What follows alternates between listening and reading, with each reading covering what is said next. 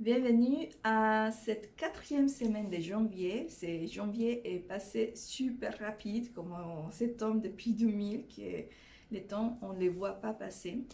Alors, qu'est-ce qui se passe dans cette quatrième semaine que c'est intéressant de parler? C'est de cette vibration 7, parce que tout janvier, on a vécu cette vibration 7. Qu'est-ce que ça veut dire? On a parlé des nouvelles concepts mental, la réflexion, la introspection.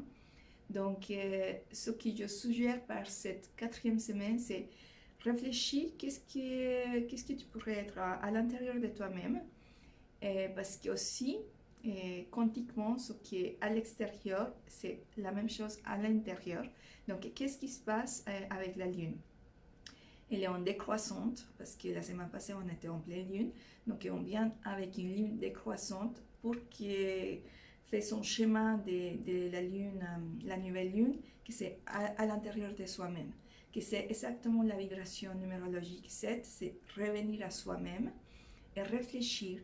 Et pourquoi pas, les 7 aussi nous parlent de finir des choses administratives. Tout ce qui est administration, papier, des choses qu'on n'aime pas trop, les choses administratives.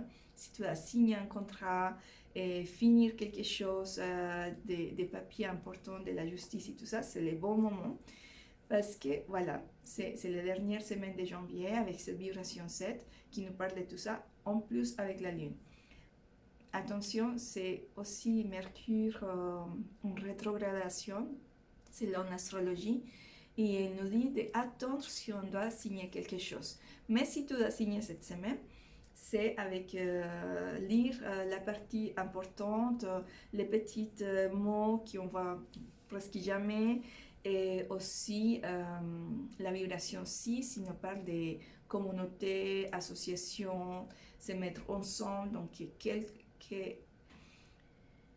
si tu dois signer un contrat, si tu dois faire des choses administratives en commun, c'est bien, c'est mettre aussi en équilibre par rapport à tes valeurs à toi, parce qu'on parle aussi de ces croyances limitantes, ces pensées, parce que les 7 aussi, c'est beaucoup de la tête, ces pensées limitantes qui ne nous laissent pas de temps en temps avancer sur nos chemins. Donc, qu'est-ce que c'est important pour toi? La valeur 2022, c'est la valeur en soi, mais la valeur aussi envers les autres. Donc, comment tu vas mettre en place quelque chose, un contrat qui soit en accord avec toi-même et en accord avec l'autre. Donc, ça, c'est important de le lire et relire si c'est bien pour toi, pour que tu puisses signer. Si tu n'arrives pas à signer dans 15 jours, au moins que Mercure se met de nouveau à sa place. Et lis la lettre, lis les contrats où on signe, que ce soit des réflexions, que ce soit introspection à l'intérieur de toi-même, que ce soit en accord avec toi-même. Ça, c'est le plus important pour ces quatrième semaines, que tout ce que tu as entamé comme des choses administratives soit en accord avec toi-même.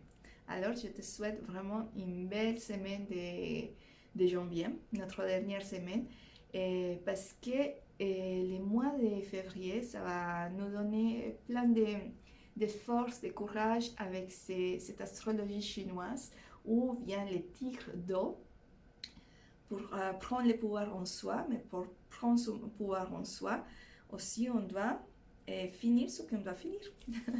C'est comme ça, pour qu'il vienne de nouvelles choses, on doit donner la place à ces nouvelles choses, on doit dégager